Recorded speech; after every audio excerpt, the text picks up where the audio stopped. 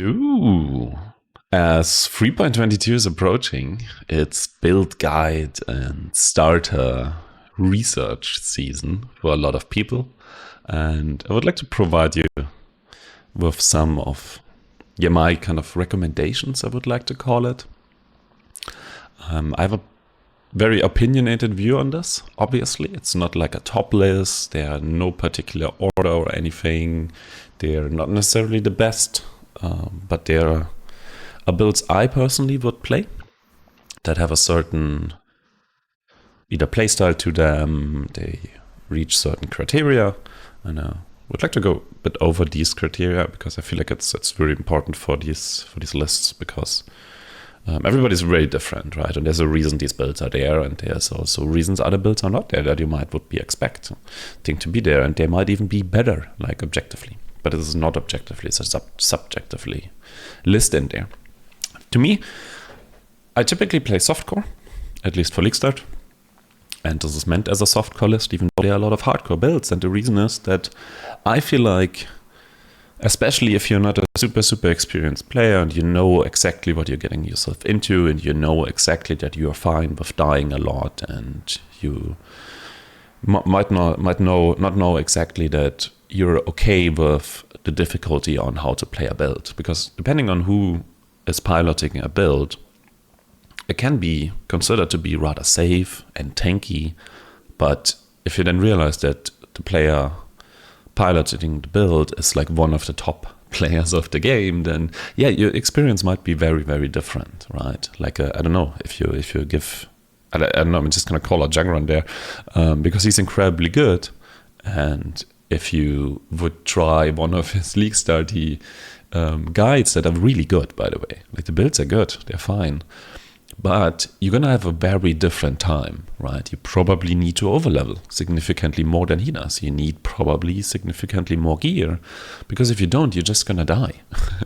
Like it's so easy to miss that these players are really good at what they're doing, and make stuff look so much easier than it might actually be if you're a bit less experienced or a less gifted player. Just like keep that in mind. So that's one of the things. I really like builds that are naturally very tanky, that don't require you to, where you can do or make quite a lot of mistakes. So that's why they're rather tanky. And I think people are going to have a much better time with a more tanky build. Also, trade and item availability. There's this whole thing, what is cheap, what is expensive, right? And to me, a build on League Start feels really good if I have minimal trade to do. If obviously the build works with like no gear is like kind of the thing you always say, right? Or also I say a lot, obviously needs gear, but very accessible gear in terms of you actually can essence craft it. You actually could pick it up from the ground, right? Like maybe having one or two, it's fine. Ideally none, but it's fine if it needs like one or two actually cheap uniques, right? That are maybe, I don't know, 20C on the very first day. I mean, within like the first 12 to 24 hours of a league, and then drop off over the next days.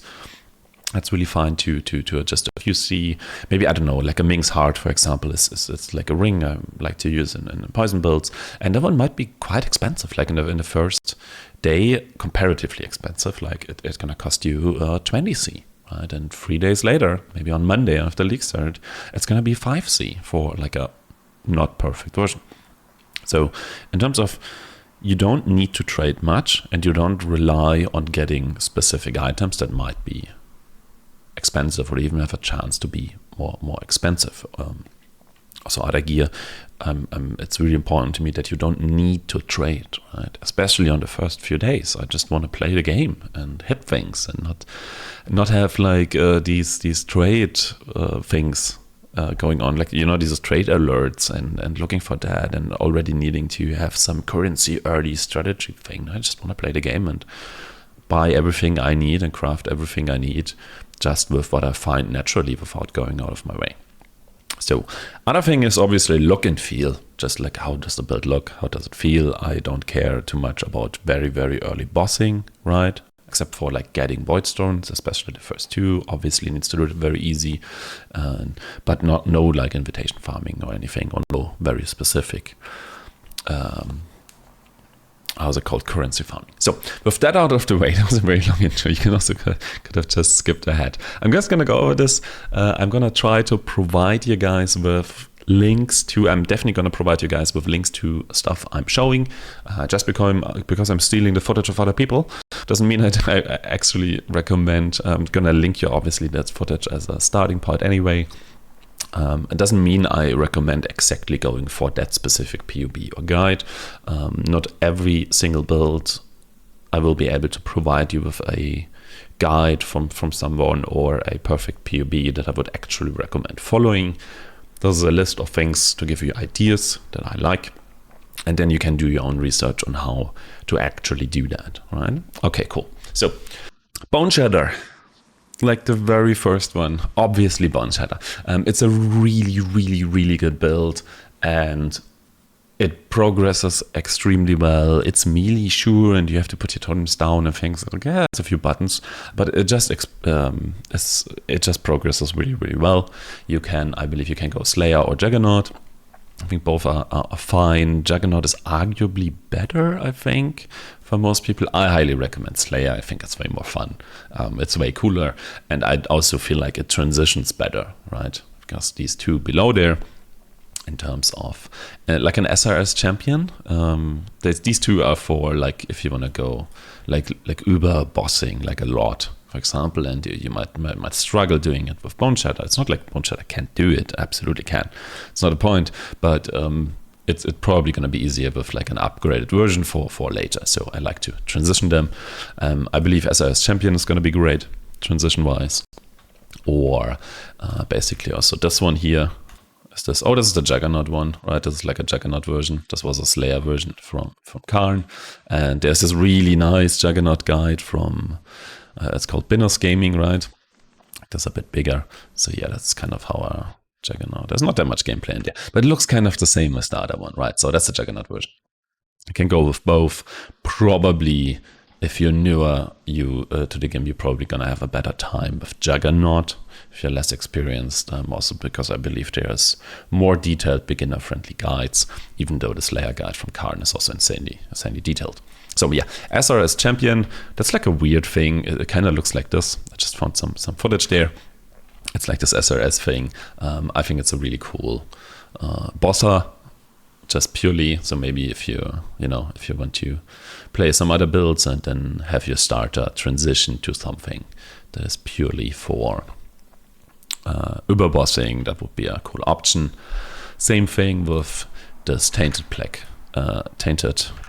Slayer thing that Karn just recently teased. I haven't seen the PUB yet, but if Karn says it's great, then it's great, since he's one of the best players that ever existed.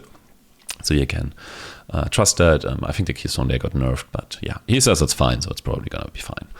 That's like a transition from Boneshatter, which I think is really cool. So can highly recommend starting Boneshatter.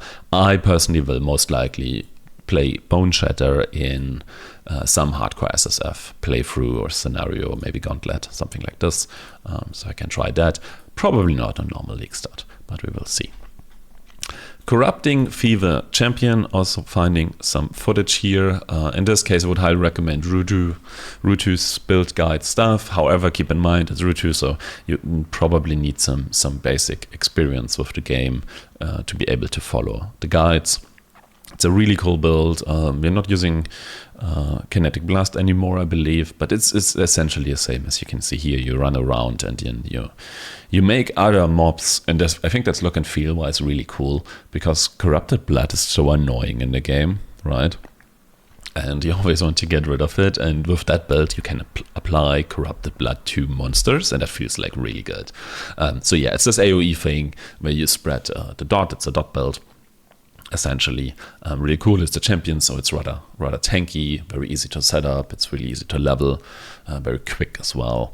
I feel like it gets a bit more complicated to get it deeper into endgame. I feel like their Corrupting Fever is a bit more difficult to gear, I feel like, compared to other.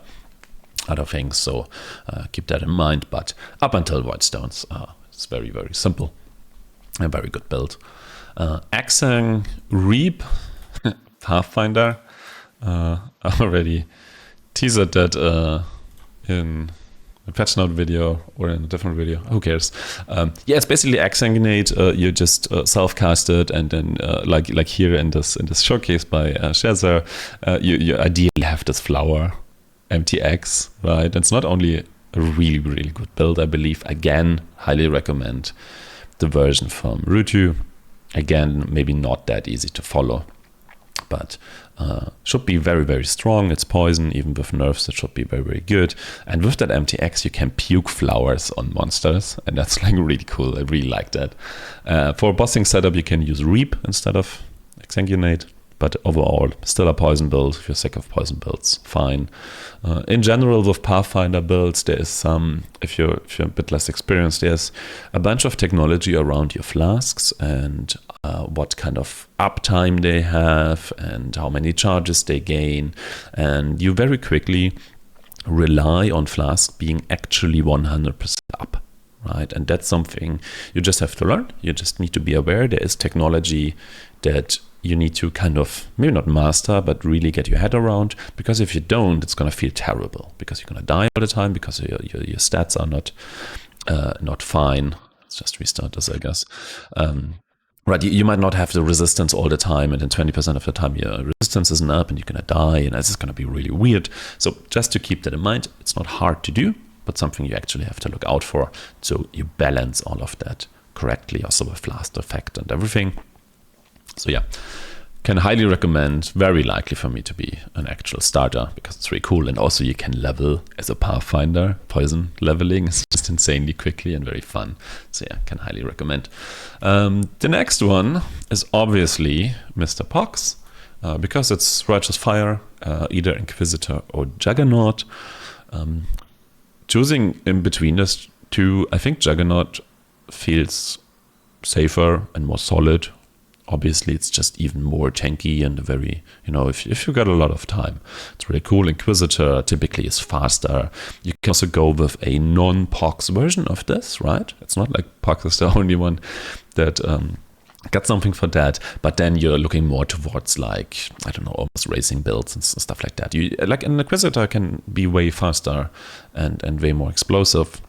There's also explosive versions then later on you can go with, but yeah, Pox version is obviously insanely well documented, so can always recommend going with that. Both are really, really funny.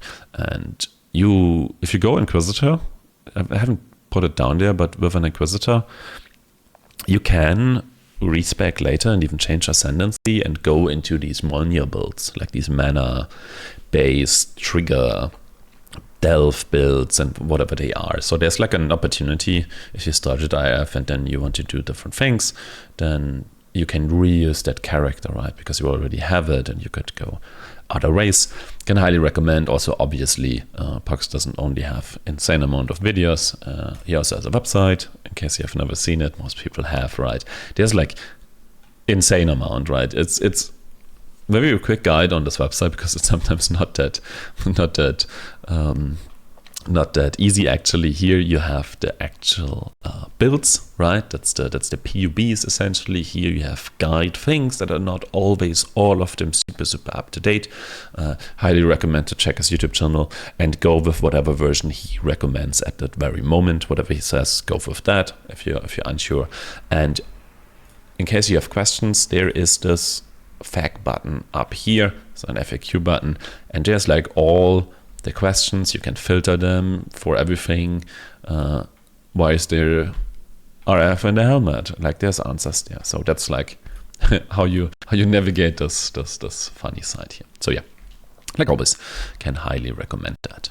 What do we have up next? Cold Dot, Elemental or Trickster.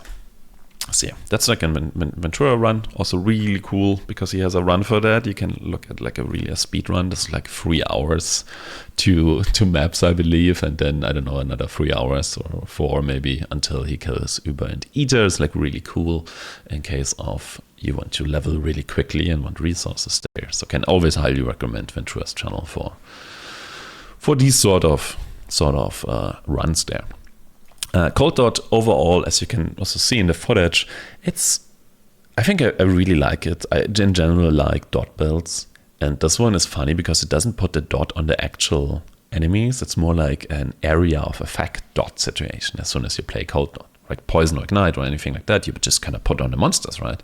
And here you just put it into an area, which is really funny. So you're kind of dropping these vortexes and using creeping frost and frost thing that comes from a top and gives you frenzy charges. Very cool to level, incredibly relaxing, and overall gameplay, it's like very much a walking simulator, especially if you get further into the game where you don't need to press that many buttons anymore. It's an elementalist, so everything exposure related is great. Really, really cool build. That's also why I highly recommend elementalist, or to be honest. Trickster is really cool as well.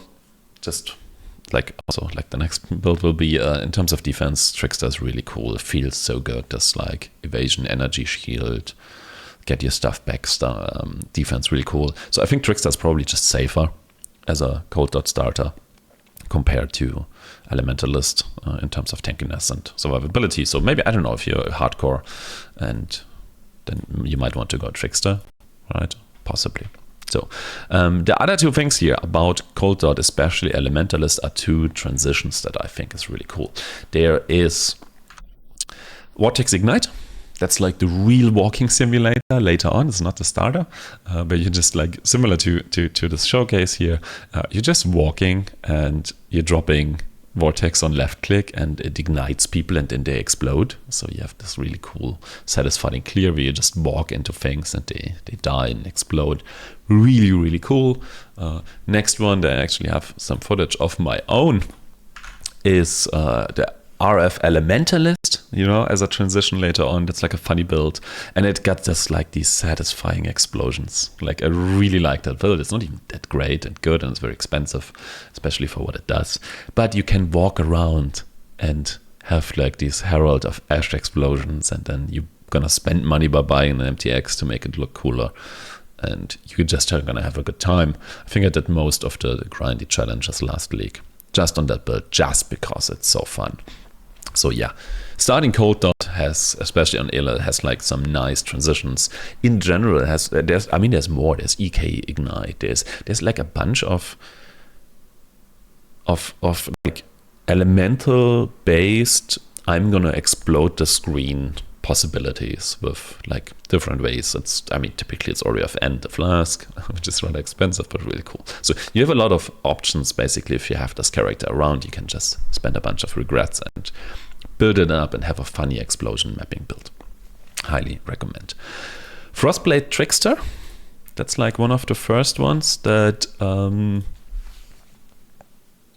I really like, even though I think it's not all that great as a starter. It's like, compared to like the power level and ease of how to do this definitely falls behind that. Not because it's a bad build, just because the other ones are so strong. But if you're like me and you have like a little spot in your heart for Frostblades, then I believe the Trickster version is really cool. And as you can see there again, MTX for Herald of Ice in this case. That is probably the best effect in the entire game. So if you want that back, there's also, by the way, there's probably also Ice Shot to some extent you can play. And then, yeah, obviously you can also die, and that's fine. Just like these explosion. If you want to play Frostblades just because you want to play Frostblades, then I think Trickster is going to be really, really cool. And you can definitely do that, and it seems very viable, even as a league starter.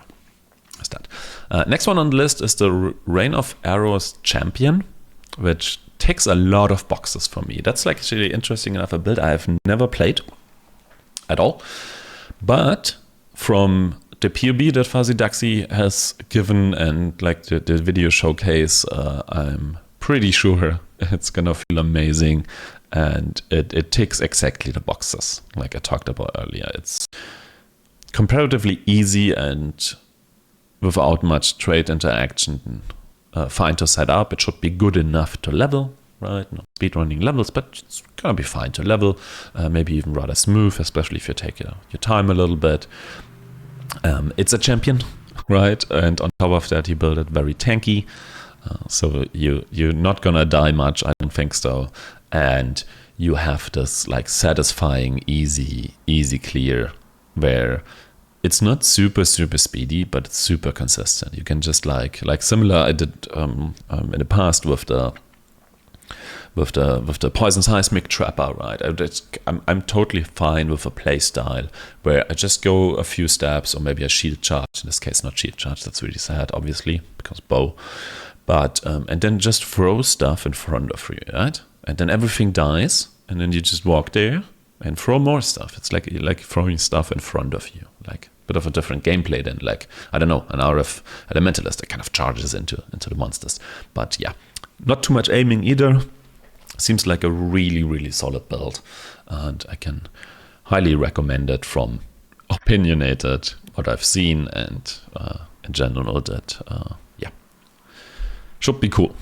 So there's like this mass action here. It's not because they are bad, they are very opinionated cases of like Detonate That, for example. Like putting Detonate That in a meh category just means I really dislike Detonate That, but it's insanely good. It's just like, I don't know, the skill just doesn't fully resonate with me. It's just a weird playstyle, I find. However, it's probably one of the best starters. I think it has a high probability of winning the race even. Like if you look into here, there's like Detonate That or Cold Dot. I think are very likely to win this Uber killing race. Probably not going to be Boneshatter. I think it's going to be one of these two. Most likely actually Cold Dot, because it's probably safer than going Detonate That. But yeah, on that note, if you like builds like this, it has insane power, boss killing power, and in general insane power. Probably these deals I don't know, 5 to 10 million DPS without even trying. So it's a bit crazy. Yeah. So if you're fine with that, go for that.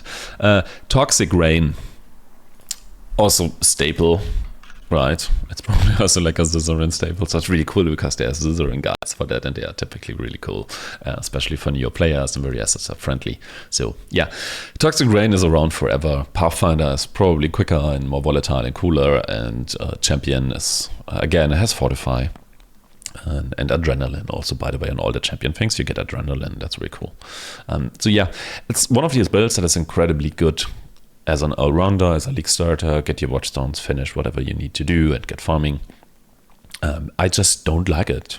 I don't know. It's like it's just a weird thing. I don't know. Yes, I typically don't even have an issue with delayed damage. That's typically what I play, but this specific one, maybe it's these pots and these spores, or I don't know. I just really dislike it. So other people like it. Yeah, a lot of people like it. I don't.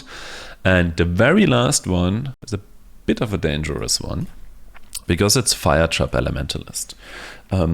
I think Fire Trap Elementalist is really good as a leveling skill, like Fire Trap leveling. Super cool as an elementalist, for sure. Early mapping, getting your void stones, it's just really comfy. Why I was hesitant to recommend it is because just like after that, you get easily baited into upgrades. So, and especially with the guides and content that are currently out there for it, and a lot of people playing it, especially last league, and changes to how's it called? Whatever, the purple stuff where you get the plus level chess pieces here and everything. It can get really expensive. It's not like you can't do this. That's perfectly fine, but it depends so much on your experience, right? Like all the other builds on this list, or vast majority of them, doesn't depend so much on how good you are at like crafting and looking for alternatives and judging that. So just be a bit warned.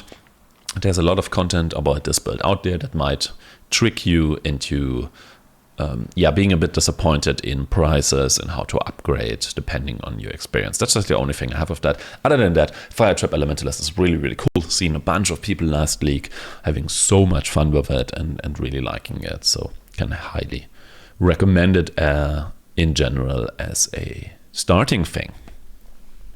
So this turned out really long, but I hope it helped out. I'm gonna put stuff into the description. Obviously, everything I showed I put into the description, and whenever I have like a recommendation on, hey, this is the guide, this is the thing you should probably follow, then I will put that there as well. Will not be there for everything, but you can do your own research. You can find things and make your own decisions. And yeah, it's gonna be fine. Cool. See you. Bye.